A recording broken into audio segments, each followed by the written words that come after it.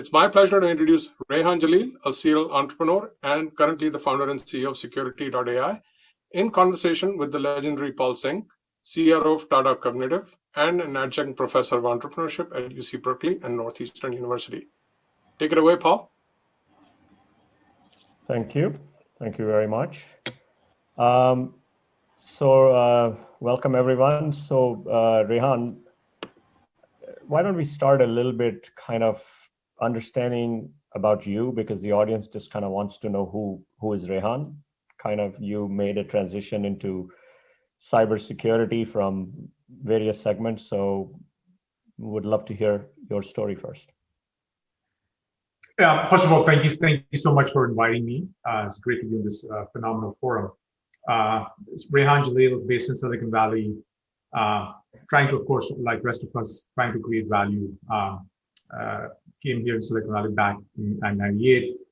Started Sun Microsystems. Processors was my first love, GPUs, and then went to wireless, and then went to cloud security and 4G, and then cloud security, now in data protection and privacy. It's been a phenomenal journey along the way. So thanks for inviting us here.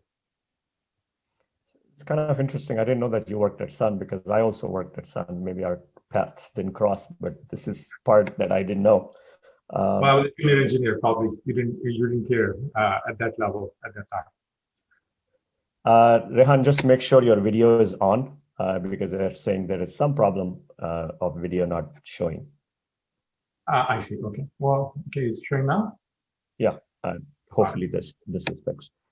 Anyway, so it's kind of an interesting transition. I remember meeting with you from Y-Chorus days, where you were doing wireless, and then I run into you a few years later, and you were totally in a different field, and now you're in cybersecurity. Yeah. Hello. Hardware to software and all these transitions. So I'm curious, walk us through that journey. How did you decide to move into this work? Oh, okay. Yeah. I think it's a journey on the cybersecurity perhaps is very old for me. I'll probably have to take back all the way to my first year of engineering. When it used to be floppy disks and I've been compatible PCs. What we saw at that time, and that if there were some floppies that were being put on certain computers, they'll come out with some gibberish text inside it. We learned that it was the very first DOS-based virus. That's back in 88 kind of a time frame. And it was called Street Brain. So myself and my colleague, we kind of built one of the first antivirus programs back in the day. McAfee didn't exist as a company. It was just a hobby. It was just fun. Just the way life goes. I had no idea that eventually this is going to be my profession. I was really fascinated by the magic of silicon and the processors, and went on that path. The way life would have it, that I'll cross path again with the new problem statement of cloud security.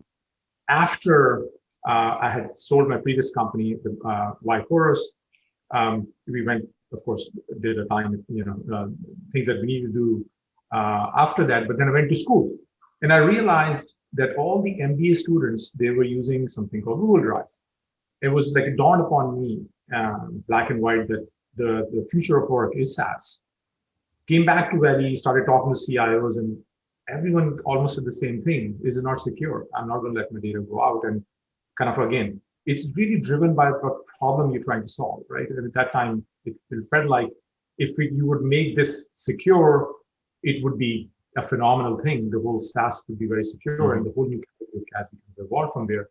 So nothing planned. Both, you can see, were accidental. Across maybe 50 or 20 years of lapse in between, it's simply about solving really big problems at the end of the day. We're all technologists. Doesn't matter if it's hardware, software, or silicon. If you can understand the problem from the first principles and try to address it, and if it's a big enough a market, you can establish a business and a service around. That's really at the core of it. Domains perhaps don't matter too much that much.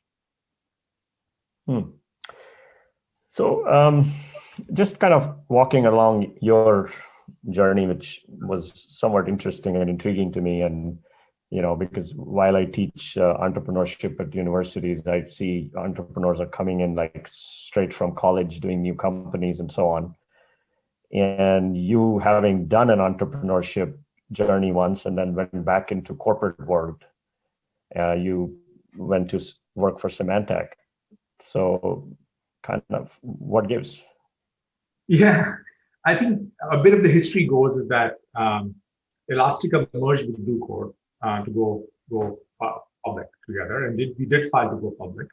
But then the Symantec acquired the Bluecoat and combined with Elastica, and Symantec. I mean, at that point, you had a choice. You can actually say, I'm not going to go here and go start something else. But whenever there is any M&A like that happens, and I hate the word a bit like an exit. Exit maybe for investors, but not for a team and entrepreneurs. It's not really an exit for them. For them, it's actually about fulfilling the promise that was implicitly being there, in case here Symantec, that it will drive new business, it will drive growth. And we, as a whole team, made that as a kind of our calling. And we were there for a few years. We made, the team actually made cloud security be the fastest growing business inside Symantec. Every quarter, it was the fastest growing business. Integrated at least 7 or 8 different Symantec products and took them to cloud along the way. So frankly, it was driven more by delivering on something that was the premise of that M&A.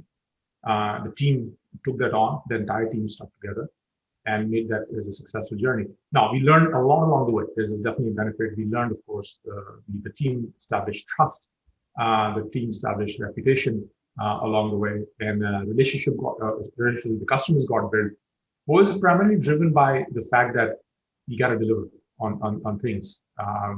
It doesn't always have to be starting all the way from scratch.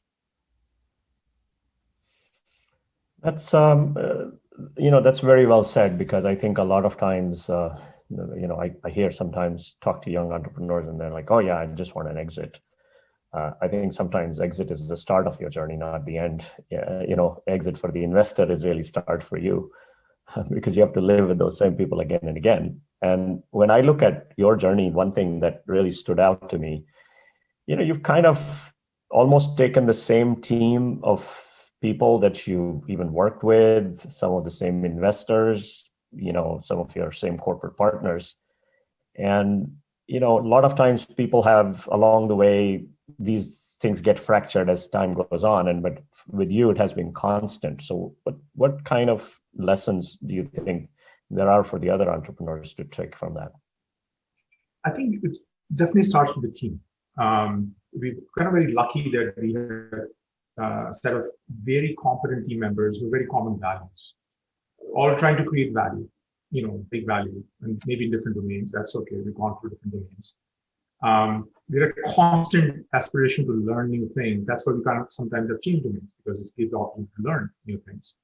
And also, very well grounded and being humble, because then the egos are out of the way. You actually focus on collaboration. And that's a lucky combination to actually have, and we kind of stepped into it. The team has grown along the way. So credit, of course, goes to the team, number one. The second thing is the ethos of the team is not transactional.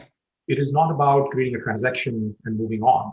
It's about if you establish a partnership either with investors or your corporate partners, you're literally putting yourself in their shoes, like a corporate partner, saying, what would they want from this relationship? And you're constantly thinking, even maybe sometimes they're not even thinking, and you're thinking that, okay, how can I create more value and put it on the table? It establishes trust and relationship over time. And that's really is the reason many of investors have come back 3 times. We're lucky to actually have Mayfield and Rehan actually work together.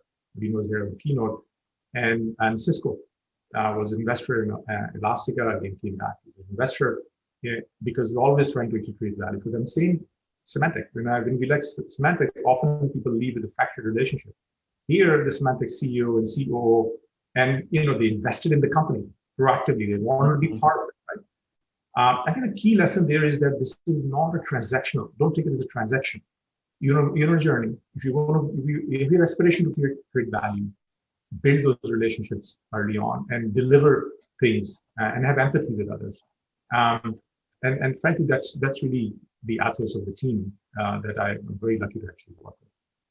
I think you've said it very well. And in fact, a couple of the keynotes this morning I was watching, the key theme that was emerging from many of those conversations is it's about trust and relationships. It's not about transactions. And, that's a key theme that I think people should walk away from this session. If there is nothing else they learn, I just want them to learn that it's about trust and relationship. It's not about transactions, because transactions are temporary and the relationships are permanent. So one of the other challenge, I find in my journey as well, and in talking to a lot of entrepreneurs all the time is, people will advise you set up a new category. And new category creation is like really hard, right? So my question to you is, when I look at you, you were trying to create, CASB was one category that you went after. Now you're trying to do privacy ops as a new category. So what are the kind of the pluses and minuses of this category creation? I think it's really a function of the problem statement that you pick. If it is a brand new problem or a new way of solving a very established kind of an issue, then and if it's a big market, all these things have to be there, then you have a shot at actually creating a new category. So I think that's really the start of it. For instance, in Elastica, when we stepped into it, the notion of security for the cloud didn't exist as such, because it was all new. It was clearly an opportunity to, even if at the risk of actually taking all the initial punches that we take from the customers, because when we took this concept and prototype to the customers at that time, literally many of them walked us out back in 2012. And the level of uncertainty that what we're trying to do to change the architecture of how the security for SaaS should be done, it probably will never take off. The common argument was, I don't have SaaS, very relevant to me. So sometimes customers are not going to tell you. You have to project it forward to say, this is going to be a problem, this is going to be big. And then the time has to be on your side. The wind has to go in that direction. You cannot control it all the time.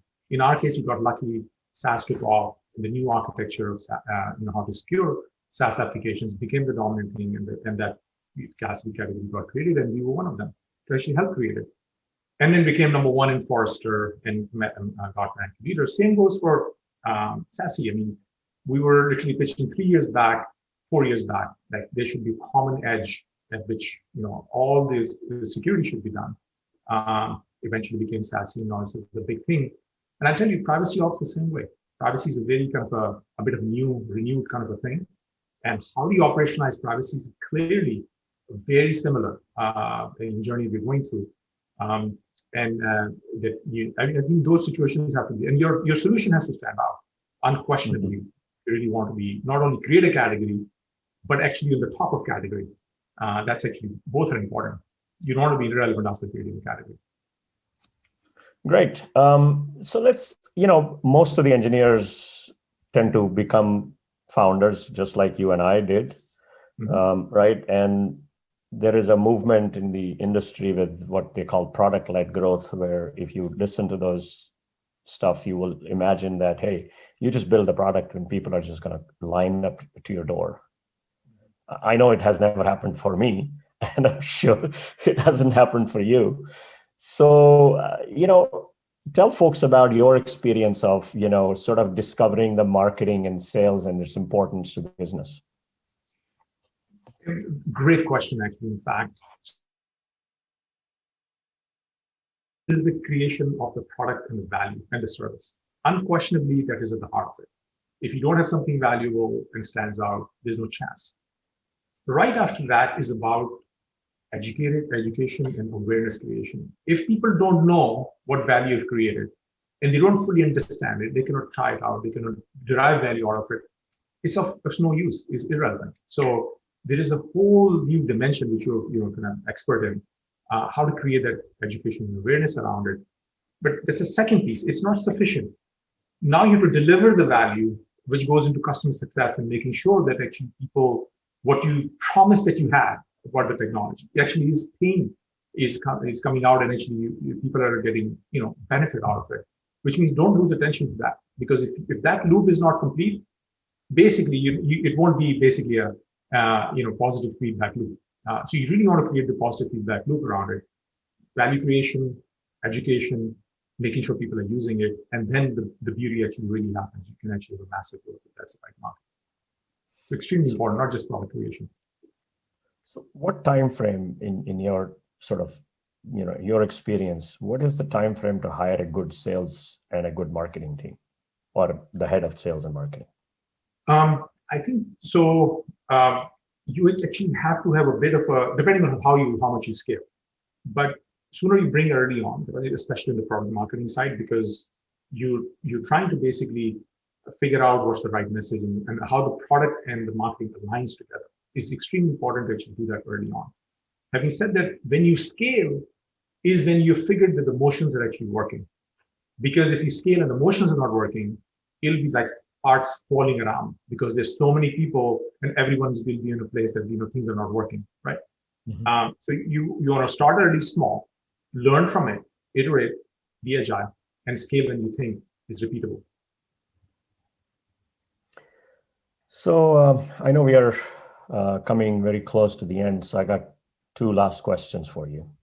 Sure. And the entrepreneurship journey is like a marathon, right? And there are times you're working like a maniac most of the time, I guess. But there is time to sort of, recharge yourself. Otherwise, you just are not very productive. So what's kind of your experience? What advice can you give the entrepreneurs who are being told to just work and work only? I think it's for the entire team, not just the entrepreneur, which is all team. I would say it's not one dimension. First, your mind lives in your body. You got to make sure that you're in a healthy state, which means very simple things. Stay active, eat responsibly. The second important thing is your emotional health.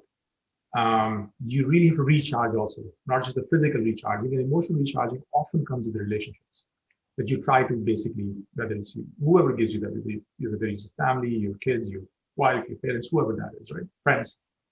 The third thing also is very much because you're going on a blind journey, blind path, like a spiritual recharging is also, you have the belief system always working. Because if you lose that belief system, you're probably not going to go to blind alleys, which entrepreneurs step into. I think all three dimensions of recharging is constantly needed. Very well said. So I think we're coming to the end. So I just want to give you the floor for a minute to give your closing thoughts before we wrap it up. Yeah, I think the key thing, as you put the theme here, I really relate entrepreneurship to literally delivering on your promises. And promises are not one kind. This is a Rubik's Cube of promises. First of all, you're saying you have a promise about your technology or service. You better deliver. Then you have a promise, implicit promise to your investors, your team, and everyone that this is going to pay off. They all have to line up, right, together. And frankly, if you're always in the mindset of delivering on these implicit promises, I think things really work out. And I think that's what has been the ethos for at least the team here at Security. All right, let's deliver on our promise to hand you back on time. Thank you very much. Great discussion. Thanks a lot. Thank you, Paul and Rehan, for that amazing conversation. A lot to unpack there.